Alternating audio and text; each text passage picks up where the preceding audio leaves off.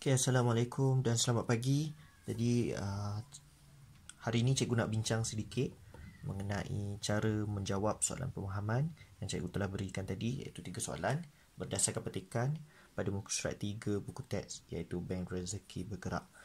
Okay, jadi kamu dah baca, kamu mesti faham. Okay, kena baca keseluruhannya dan faham apa yang ingin disampaikan oleh penulis. Okey, Bank Rezeki Bergerak ni. Baik, tanpa melengahkan masa, kita pergi soalan yang pertama dahulu. Baik, soalan pertama. Mengapakah program Bank Rezeki Bergerak dilancarkan? Okey, kenapa program Bank Rezeki Bergerak dilancarkan? Kalau tanya macam ni, kita mesti terfikir kata kunci dia ialah tujuan. Okay, jadi tujuan dia ada 2 di sini. Okey, yang cikgu boleh terima. Okay, yang pertama ialah program Bank Rezeki Bergerak bertujuan untuk mengurangkan pembaziran bahan makanan dalam kalangan penduduk, pengusaha, kedai, runcit dan pasaraya. Okey, itu jawapan yang pertama yang cikgu boleh terima. Boleh ambil terus. Ambil je ayat ni, terus tulis dalam jawapan. Boleh, tak ada masalah. Okey, yang kedua. Jawapan yang kedua, program ini dapat meringankan bebanan golongan miskin, orang kurang upaya, penghuni rumah anak yatim dan penghuni rumah orang tua pun boleh diterima pakai oleh cikgu. Okey, kamu boleh ambil terus ayat ni dijadikan sebagai jawapan. Ini pun sama. Okey, program ini dapat meringankan. Okey, terus boleh dijadikan sebagai jawapan. Okey, dengan syaratnya P ini mesti huruf besar lah sebab dia pada permulaan ayat. Okey, tapi jawapan cikgu,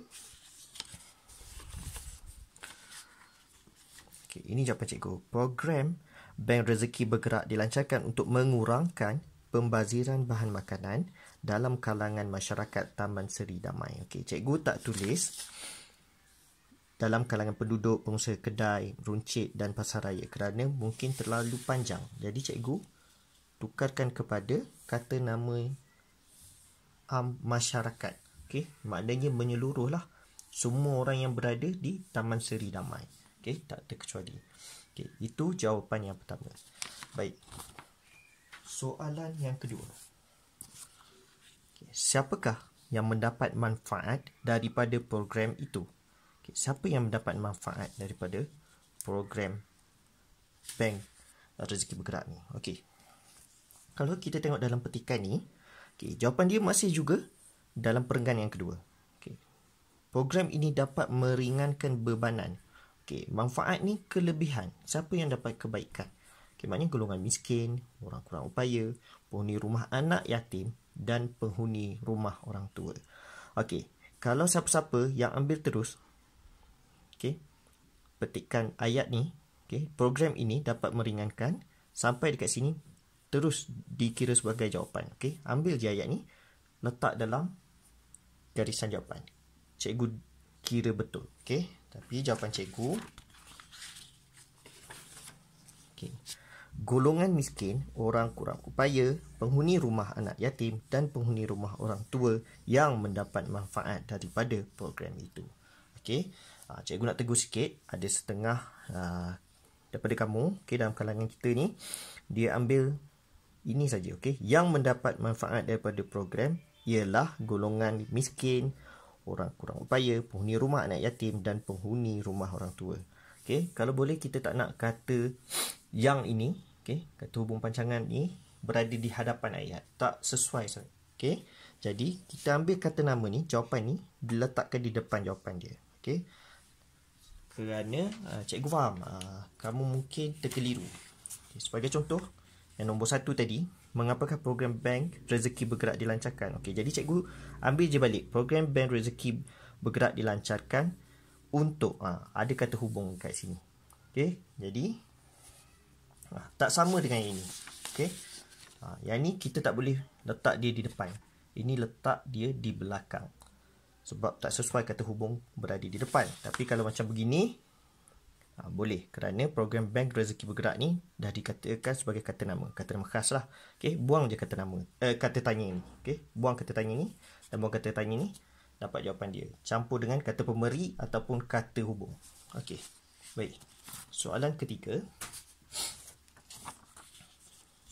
Pada pendapat anda, Adakah program ini berjaya? Berikan alasan anda. Okey, jadi soalan macam ni, kita nyatakan pendapat kita. Berjaya ke tak berjaya? Itu atas kita lah. Tapi, bila kita tengok daripada petikan ni, program ni memang berjaya. Okey. Contoh dekat sini, perenggan yang akhir sekali, dia bagi tahu program ini dapat dilaksanakan dengan jayanya. Maknanya berjaya lah kerana kesepakatan yang kukuh oleh semua pihak. Okey, jadi ada banyak faktor program ini berjaya. Jawapan cikgu, pada pendapat saya, program ini berjaya kerana mendapat kerjasama daripada agensi kerajaan dan agensi swasta yang turut menyumbang. Ini sebab itu dia berjaya, sebab ada agensi kerajaan dan agensi swasta yang menyumbang. Kita boleh tengok pada petikan yang perenggan yang terakhir. Tengok, inisiatif murid ini juga mendapat kerjasama daripada agensi kerajaan, iaitu Jabatan Kebajikan Masyarakat. Cikgu tak ambil ni. Agensi swasta turut menyumbang. Bermakna berjaya lah kalau ada agensi tu yang cuba memberi kerjasama. Itu jawapan yang pertama. Jawapan kedua, program ini dapat dilaksanakan dengan jayanya kerana kesepakatan yang kukuh oleh semua pihak.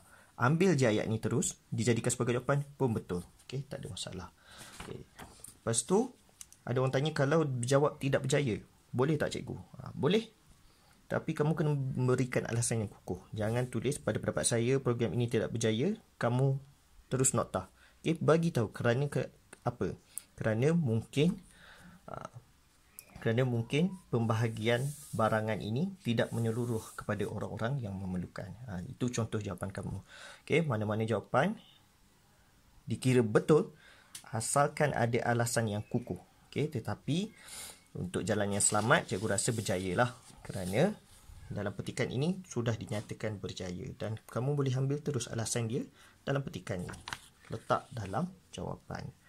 Setakat itu saja ulasan cikgu tentang jawapan soalan pemahaman. Kalau ada apa-apa pertanyaan, boleh bertanya kepada cikgu dalam WhatsApp. Sekian, terima kasih.